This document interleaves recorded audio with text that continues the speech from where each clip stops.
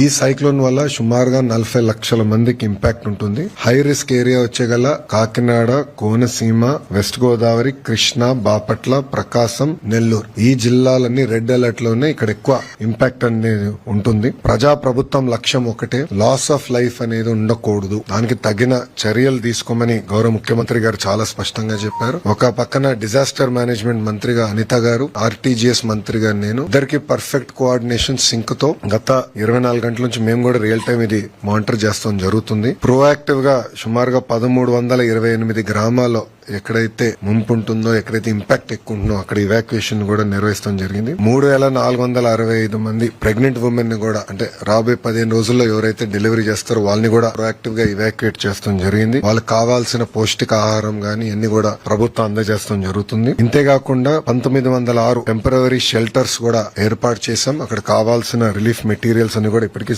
పంపించాం. శానిటేషన్ కావాల్సిన bleaching powder గానివ్వండి, లైమ్ గానివ్వండి, ఇదంతా కూడా పొజిషన్ చేస్తాం జరిగింది. పాఠశాలకు వచ్చేగల సుమారుగా 14,798 పాఠశాలల్లో ఇప్పటికీ హాలిడేస్ ప్రకటిస్తాం జరిగింది. దీంట్లో 364 స్కూల్స్ ఏకంగా సైక్లోన్ షెల్టర్స్ గా మార్చడం జరిగింది. మత్స్యకారులు కూడా 29 వరకు వేటకెళ్లకూడని నిషేధం కూడా ప్రభుత్వం పెడతాం జరిగింది. యాక్టివిటీ సస్పెండ్ చేశాం. అన్ని చర్యలు తీసుకున్నాం. 11 ఎన్డీఆర్ఎఫ్ టీంలు, 12 ఎస్డీఆర్ఎఫ్ టీంలు కూడా ఏర్పాటు చేశాం. రిజర్వ్ టీమ్స్ కూడా ఉన్నాయి. అవసరమైతే ఆర్మీ కూడా హైదరాబాద్ లో కంటింజెంట్ ఉంది కానీ వాళ్ళు కూడా స్టాండ్ బై లో ఉన్నారు. 145 వుడ్ కటింగ్ టీమ్స్ కూడా చైన్ సాస్ తో మొత్తం ఏర్పాట్లు చేశాం. ఇప్పటికీ కొంత ఇక్కడ యాక్షన్ లో ఉన్నారు. అంటే విశాఖపట్నంలో అక్కడెక్కడ చెట్లు పడినా ఆల్రెడీ మీరు యాక్షన్ లో ఉన్నారు. మీరు కూడా కవర్ చేశారు మీడియాలో. సో 145 టీమ్స్ రెడీగా ఉన్నాయి. మెడికల్ అండ్ హెల్త్ కి సంబంధించి సుమారుగా 325 క్యాంప్స్ రెడీ చేసుకున్నాం. 876 ర్యాపిడ్ రెస్పాన్స్ టీమ్స్ కూడా ప్రభుత్వం రెడీ చేసింది.